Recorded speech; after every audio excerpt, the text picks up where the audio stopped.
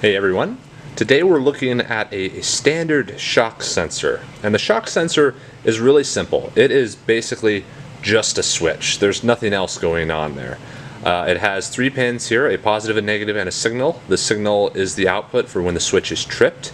Here in the cylinder there's a ball, and you might be able to hear it jiggling in there. Hear that?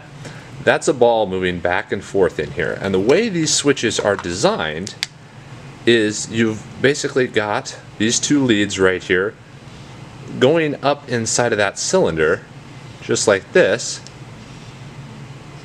and they keep on going up just like this, and then you have a ball resting inside of that cylinder so that as soon as you bump it, that ball moves up and connects these 2 wires right here.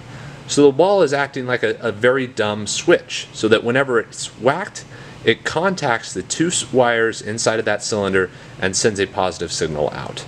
And that's all that's happening. So that is a basic shock sensor. Well, let me rewrite that. There we go. Thanks everybody.